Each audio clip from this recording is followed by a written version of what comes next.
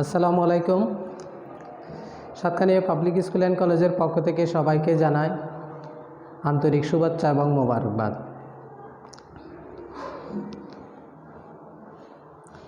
আজকের বিষয়টা হলো হিসাব বিজ্ঞান, শিরোনাম লেনদেন। তো আজকে আমরা যে বিষয় নিয়ে জানবো সেটা হলো আমাদের যে হিসাব সমীকরণ আছে এ সমান এল প্লাস ই, সম্পদ সমান দায় প্লাস মালিকানা সত্ত্ব। প্রত্যেকটা লেনদেন এই তিনটি উপাদানের উপর অবশ্যই যে কোনো একটা না একটা দুটি পক্ষের উপর প্রভাব ফেলবে। কোন লেনদেনগুলো প্রভাব ফেলবে আর কোন লেনদেনগুলো প্রভাব ফেলবে না সেই বিষয়ে আমরা জানব। আজকের প্রশ্নটা হলো আমরা যে সমস্যাটা সমাধান করব সেটা হলো হিসাব সমীকরণের উপর লেনদেনের প্রভাব দেখাও।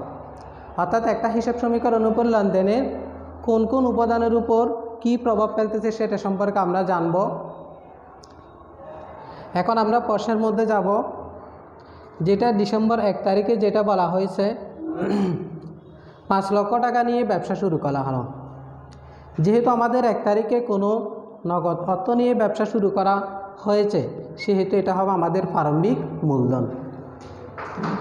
এই প্রারম্ভিক মূলধনটা হিসাব সমীকরণের কোন উপাদানের উপর প্রভাব ফেলবে?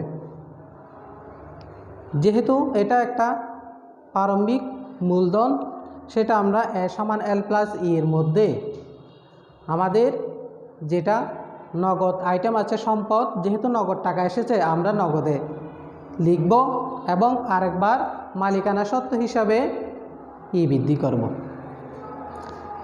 এরপরের লেনদেনে ব্যাংকে 50,000 টাকা নিয়ে একটি হিসাব খোলা হলো।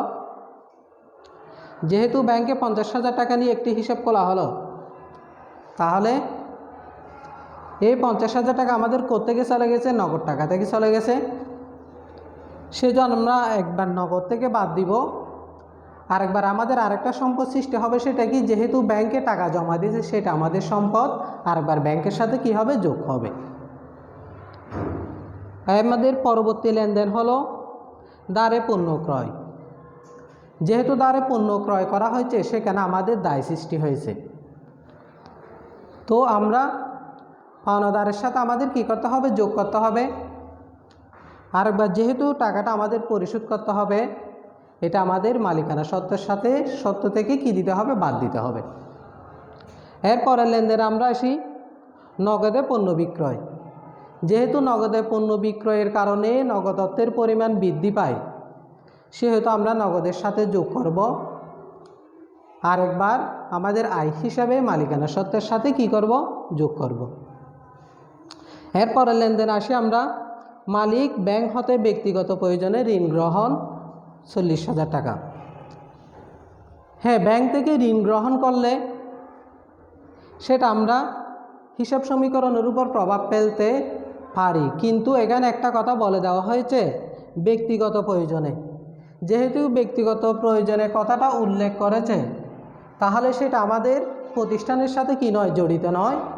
সুতরাং সেটা আমরা লেনদেন হিসাবে গণ্য করব না। এটা আমাদের হিসাব সমীকরণের উপর কোনো প্রভাব ফেলবে না। এরপরের লেনদেন আসি বন্ধুরা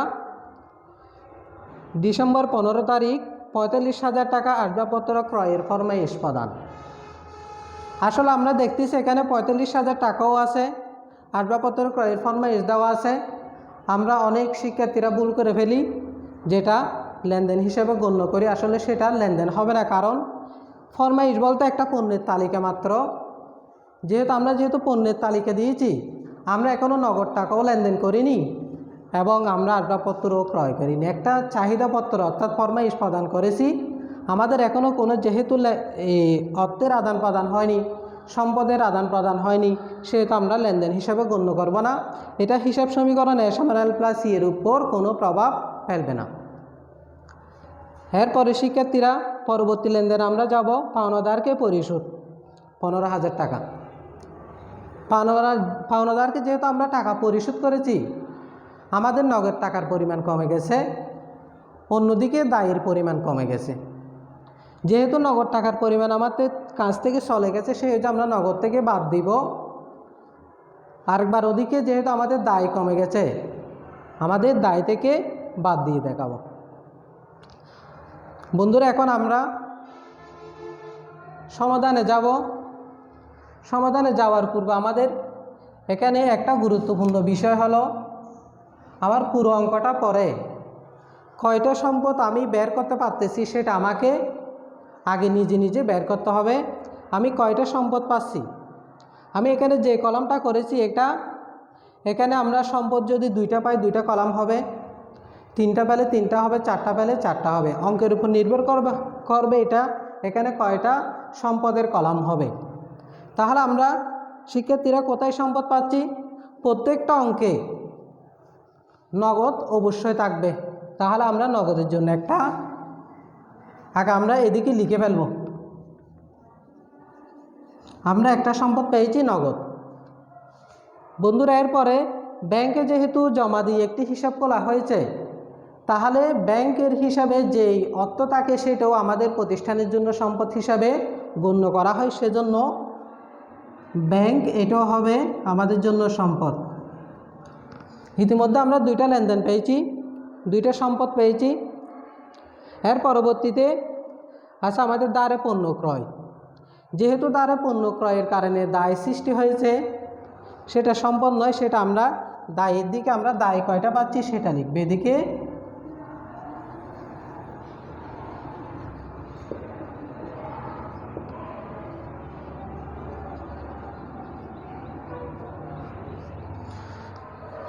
এতটুকুতে আমরা 2টা সম্পদ পেয়েছি, একটা দায় পেয়েছি। এর পরবর্তী লেনদেনে আমরা 10 তারিখ 7 তারিখ নগদে পণ্য বিক্রয় 45,000 টাকা। যেহেতু নগদে পণ্য বিক্রয় এটা একটা নিয়মিত লেনদেন, নিয়মিত লেনদেনে কোনো সম্পদ আসে না, সেটা আমাদের নগদের মধ্যে এসে যাবে। বন্ধুরা, এর পরবর্তী লেনদেন আছে মালিক ব্যক্তিগত প্রয়োজনে ঋণ গ্রহণ।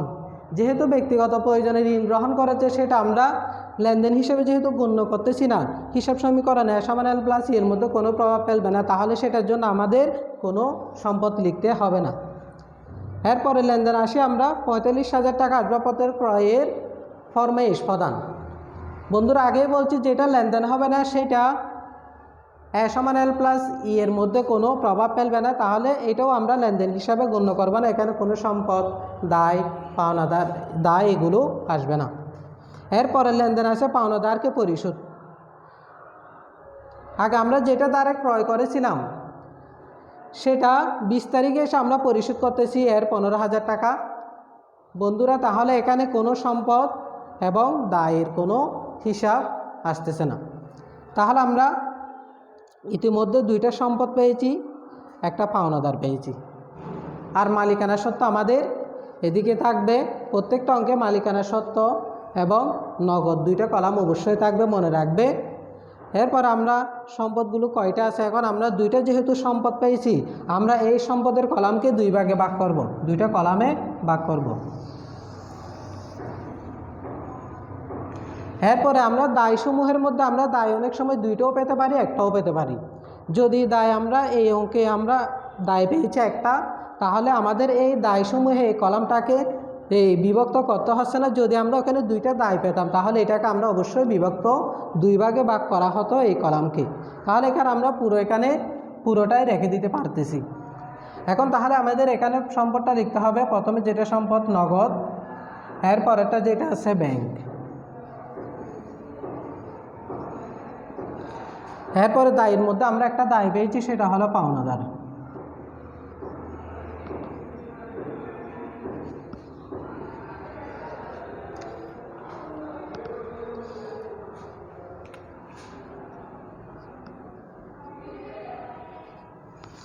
প্রিয় শিক্ষার্থীরা, এখন আমরা সমস্যা সমাধানের জন্য 1 তারিখের লেনদেনটা দেখব। 1 তারিখে যেটা বলা হয়েছে 5 লক্ষ টাকা নিয়ে ব্যবসা শুরু করা হলো। তাহলে আমি আগেই বলেছি যেহেতু প্রথমে নগদ টাকা দিয়ে মূলধন নগদ টাকা নিয়ে ব্যবসা শুরু করেছে, তাহলে সেটা আমাদের নগদের পরিমাণ বৃদ্ধি করবে। 5 লক্ষ টাকা আমরা নগদের কলামে লিখব।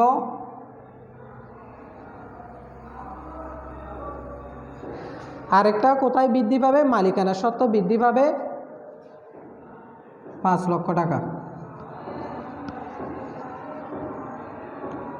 আরেকটা বিষয় তোমাদেরকে জানিয়ে রাখতে চাই, আমরা এদিকে মন্তব্যের কলামে কি লিখব। মন্তব্যের কলামে হলো আমরা মূলধন আয় ব্যয়ের জন্য মন্তব্য লিখব, আর কোনো খরচের জন্য আমাদের মন্তব্য দিতে হবে না। যেহেতু এটা আমরা প্রারম্ভিক মূলধন হিসাবে গণ্য করেছি, তাহলে এখানে আমাদের মন্তব্য লিখতে হবে মূলধন আনয়ন।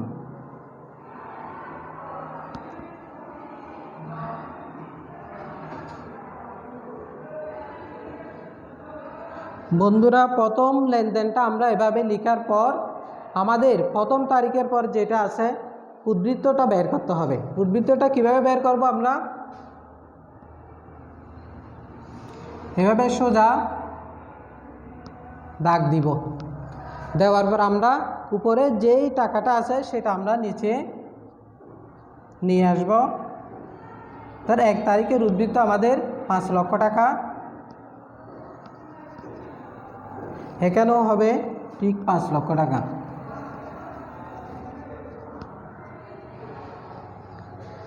আমাদের প্রথম তারিখের লেনদেনটা এভাবে বসাইছি, অর্থাৎ এটা সম্পদ এবং মালিকানা সত্ত্বার উপর কি প্রভাব ফেলছে।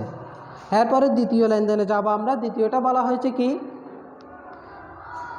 ব্যাংকে 50,000 টাকা নিয়ে একটি হিসাব খোলা হলো। যেহেতু ব্যাংকে 50,000 টাকা নিয়ে হিসাব খোলা হলো, আমাদের এই টাকাটা গেছে নগদ থেকে, টাকাটা গেছে আর ব্যাংকে জমা হয়েছে। যেহেতু নগদ থেকে টাকাটা চলে গেছে, নগদ থেকে বাদ দিব, ব্যাংকে জমা হয়েছে ব্যাংকের সাথে যোগ করব।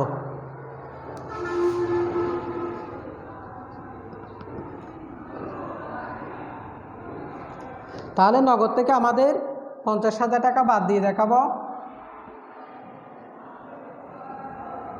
আমাদের এই টাকার মধ্যে ব্র্যাকেট চিহ্ন দেওয়ার মানে অর্থ হলো এটা আমাদের কি করতে হবে, বিয়োগ করতে হবে। আর ব্যাংকে কি করব, যোগ করব 50,000 টাকা। আমাদের 3 তারিখের লেনদেনটা আমরা এভাবে দেখাইছি। এখন আমাদের কাজ হলো 3 তারিখের পর যেটা আছে সেটার উদ্বৃত্ত বের করা। কীভাবে বের করব, আগে ছিল আমাদের 5 লক্ষ টাকা। 5 লক্ষ টাকা থেকে যেহেতু 50,000 টাকা আমাদের কাছ থেকে নগদ টাকা চলে গিয়েছে, তাহলে আমাদের বিয়োগ করে উদ্বৃত্তটা নিচে আনতে হবে। তাহলে 5 লক্ষ থেকে আমরা 50,000 টাকা বাদ দিয়ে দেখাবো, আর 4,50,000। এরপরে এখানে 50,000 টাকা বসে যাবে, এখানে 5 লক্ষ টাকা বসবে।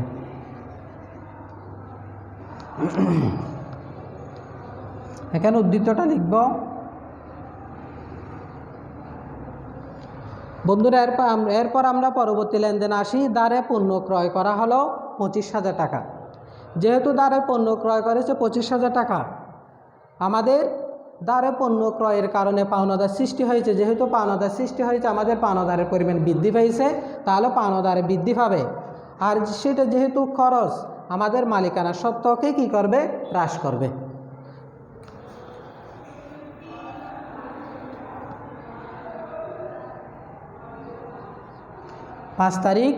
পাঁচ তারিখে তাহলে আমাদের এই লেনদেনটা আমাদের পাওনাদার বৃদ্ধি করবে এবং মালিকানা সত্ত্বকে কি করবে, হ্রাস করবে 25,000 টাকা।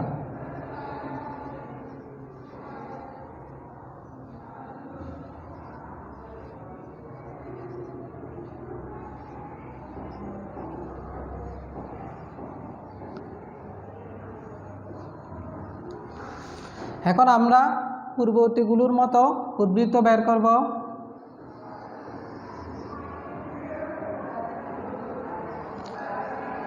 তাহলে আমাদের যেহেতু এখানে কোনো টাকা নেই, তাহলে আমরা যেটা আছে এই বিগত তারিখের যেটা উদ্ধৃত আছে সেটা এখানে নিয়ে আসব। এরপর এখানে 50,000 এটা লিখব, এরপরে 25,000, এরপর এখান থেকে আমরা 5 লক্ষ টাকা থেকে 25,000 বাদ দিয়ে দেখাবো। 5 লক্ষ থেকে 25,000 বাদ দিলে এখানে 4,75,000। বন্ধুরা, এর পরবর্তী লেনদেনটা হলো আমাদের ডিসেম্বর 7 তারিখ নগদে পণ্য বিক্রয়। যেহেতু নগদে পণ্য বিক্রয় করা হয়েছে, এখন আমরা যাব পরবর্তী লেনদেনে 7 তারিখে, যেটা নগদে পণ্য বিক্রয় করা হলো। যেহেতু নগদে পণ্য বিক্রয় করা হয়েছে, আমাদের নগদ টাকার পরিমাণ বৃদ্ধি পাবে। নগদ টাকার পরিমাণ বৃদ্ধি পাবে 45,000 টাকা। এরপর আমাদের মালিকানা সত্ত্ব বৃদ্ধি পাবে 45,000 টাকা।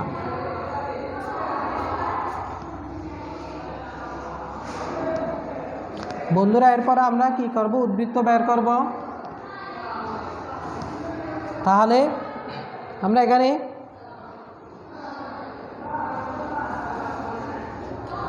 এটা যোগ করে দেখাবো। যোগ করে দেখালে আমাদের আস্তে আস্তে 4,95,000, আর এখানে 50,000 লিখে রাখবে, এখানে 25,000 লিখবে, এখানে 75-এর সাথে তুমি এই 45,000 যোগ করবে।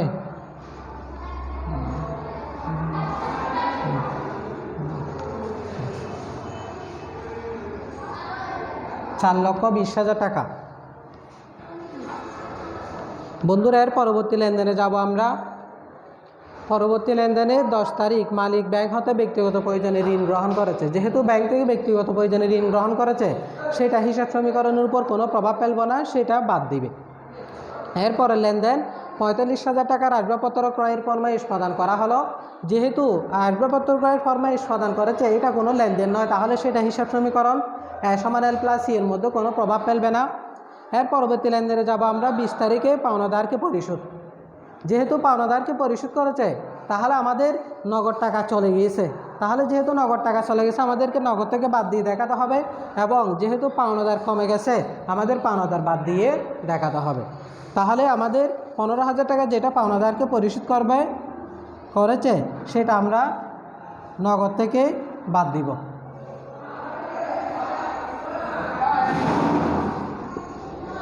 আরেকবার এখান থেকে কমে যাবে।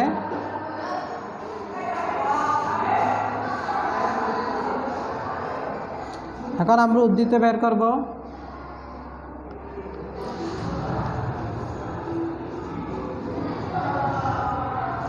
তাহলে 15,000 টাকা যদি আমরা বাদ দিই, তাহলে 4,95,000 টাকা 15,000 টাকা বাদ দিলে আর 4,80,000 টাকা। এখানে 50,000 টাকা বসাবে। এখানে 25,000 থেকে 15,000 বাদ দিলে আর 10,000 টাকা আসবে। এখানে 4,20,000। বন্ধুরা, আমাদের অঙ্ক ইতিমধ্যে প্রায় শেষ হয়ে গিয়েছে। এখন আমাদের কাজ হলো, আমরা এখানে যেই রেখাগুলো টেনেছি সেগুলো মুছে দিব। এখানে 2টা মুছে দিব। এখন আমরা কি করব? সম্পদ যেগুলো আছে সেইগুলো যোগ করব। সম্পদ এখানে 4,30,000, এখানে আছে 50,000। তাহলে টোটাল যোগ করলে আমাদের আসবে 5,30,000।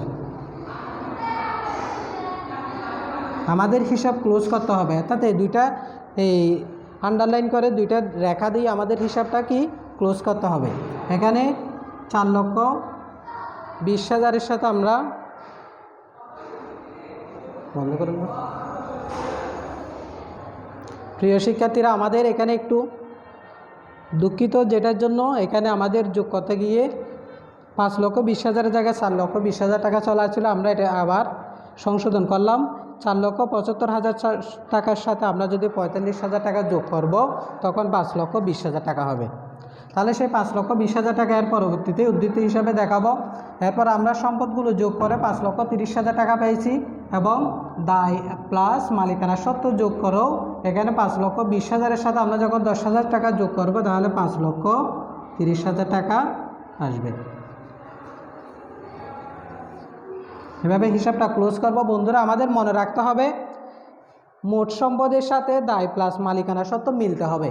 এখানে যদি কোনো অমিল আসে, অর্থাৎ এখানে 5,30,000, এখানে 20,000, তাহলে অঙ্কটা আমাদের বুঝতে হবে অঙ্কটা কি আছে, ভুল আছে।